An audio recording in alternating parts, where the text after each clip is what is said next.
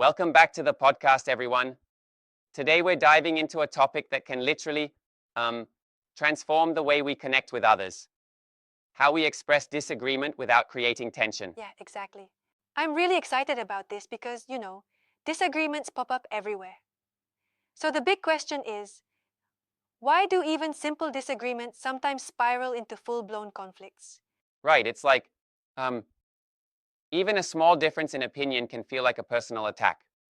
When people hear something that challenges their core beliefs, they jump defensively. Exactly.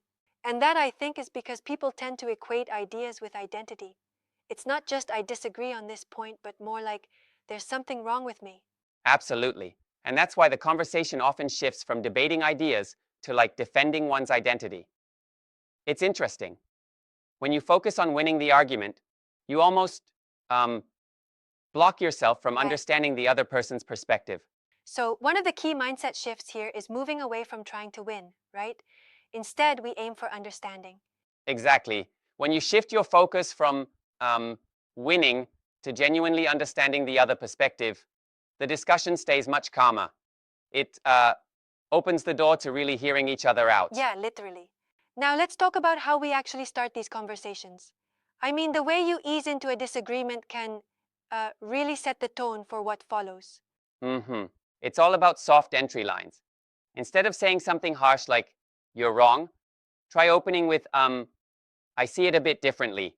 It's like you're inviting discussion rather than sparking a battle. Right. And it's important to use phrases like, that's an interesting point. Here's another way to look at it. It almost disarms the tension right from the get-go. Exactly. It's a small change in language, but it really shifts the energy. Now, moving forward, another important factor is keeping the discussion on the ideas, not on the person. You mean, avoiding personal attacks? Like, don't say you don't understand, but rather focus on the idea itself? Precisely. When you attack the idea, it opens up room for dialogue. But if you attack the person even subtly, it just ramps up defensiveness. Yeah, that always comes back to how it's perceived on a personal level. And you know what? Absolute language just fuels the fire. Words like always and never basically blanket the conversation in blame. Exactly. It's like saying, you always do this. That kind of language shuts down discussion, making it more about fault finding than understanding. I hear that. Instead, being specific really helps. For instance, saying, in this situation, I feel, is much more effective. It narrows down the issue to a particular context rather than a blanket judgment. Yeah, and that specificity really helps in reducing tension. It minimizes the chance of the discussion degenerating into a personal exchange. Now, let's talk about tone for a minute. Because sometimes even the right words can go wrong if they're not delivered with the correct tone, right? Absolutely. Tone matters more than you might believe. Even if your message is on point, a harsh tone can ignite conflict. You have to keep your voice calm and steady, even if the other person gets a bit heated. Right on. It's all about that emotional control. When you're calm, it cascades into a more respectful exchange. And here's another thing: acknowledging the other perspective before diving into your own. It's like saying, I understand why you see it that way. That small acknowledgement makes the other person Yeah, that feeling of being feel heard is truly such a heard. game changer. I agree. And then after acknowledging, share your own view clearly.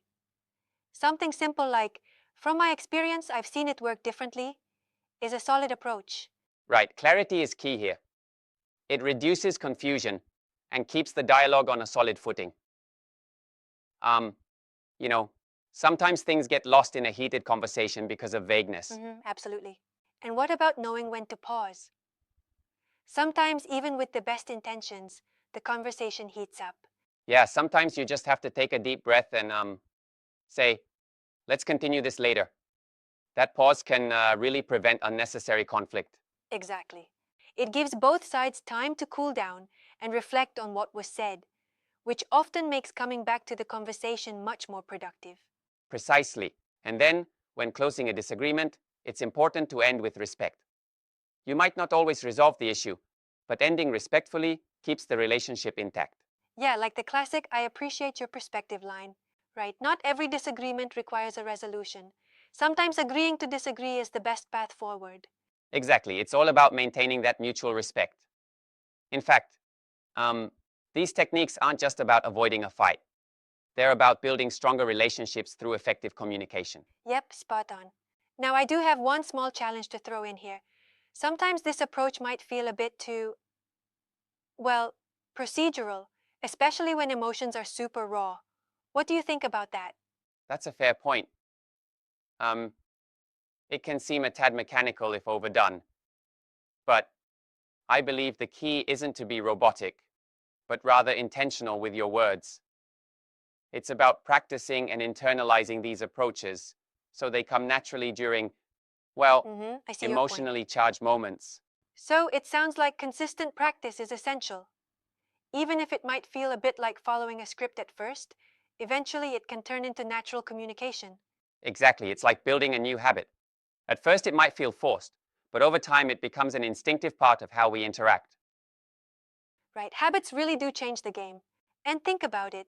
When you control your tone and focus on ideas, you're not just diffusing conflict, you're also reducing misunderstandings in everyday interactions. Absolutely, it goes beyond just disagreements and arguments. It's about fostering um, clearer and more respectful communication overall. Yeah, exactly. So if someone's ever been in a situation where they felt attacked during a debate, remembering to use soft entry lines and acknowledge the other person's perspective might really change the flow. Right on.